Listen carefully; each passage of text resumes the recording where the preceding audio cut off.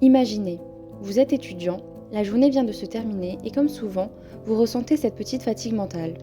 Rien de grave, juste un poids discret, un stress diffus ou cette impression de ne pas vraiment savoir comment vous vous sentez. Alors vous passez à autre chose comme si de rien n'était. Et si sans le savoir, vous faisiez partie des 70% de Français pour qui la santé mentale reste un sujet tabou?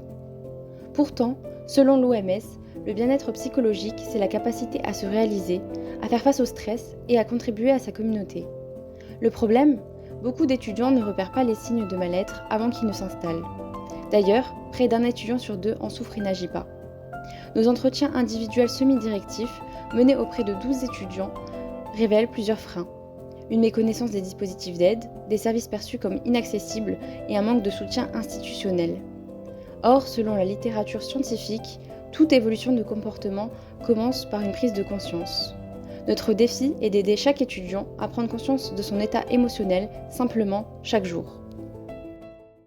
C'est pourquoi notre solution est un moodbook, un carnet 100% digital intégré directement à l'interface universitaire type ENT. Chaque soir après les cours, l'étudiant se connecte sur l'interface, ouvre son moodbook et le remplit.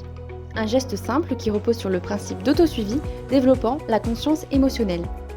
Grâce à une légende intuitive, véritable nudge de simplification, il sélectionne la couleur correspondant à son humeur du jour sur une échelle allant du noir très mal au vert foncé très bien.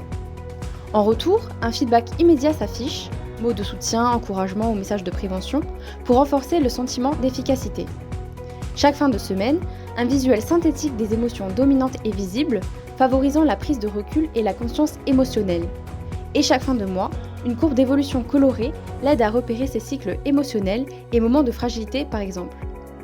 Des notifications de rappel encouragent la régularité, tandis que des ressources, liens et numéros d'aide importants présents sur chaque page forment un nudge informatif pour rendre le soutien accessible à tous les étudiants.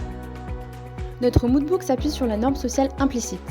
En étant directement intégré à l'ENT, il contribue à instaurer une véritable culture collective du bien-être sur les campus.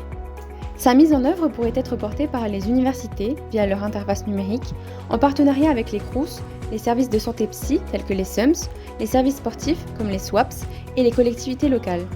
Et sa diffusion pourrait être assurée dans les bibliothèques universitaires, les cafétérias, dans toutes les structures du campus fréquentées par les étudiants ou encore lors des rentrées par les responsables pédagogiques pour que les étudiants soient le plus informés possible. Pour tester l'efficacité de notre nudge, nous mènerons un design quasi expérimental dans 2 IAE de l'Académie Nancy-Metz. Le groupe expérimental à Metz utilisera le moodbook, tandis que le groupe contrôle à Nancy n'y aura pas accès. Nous viserons un échantillon d'environ 238 étudiants, soit 120 par IAE sans répartition aléatoire.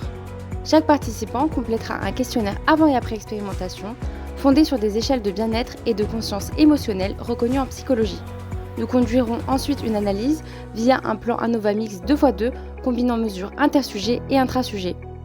Nous mesurerons non seulement la conscience émotionnelle, mais aussi si cette prise de conscience a induit un changement concret ou non de comportement.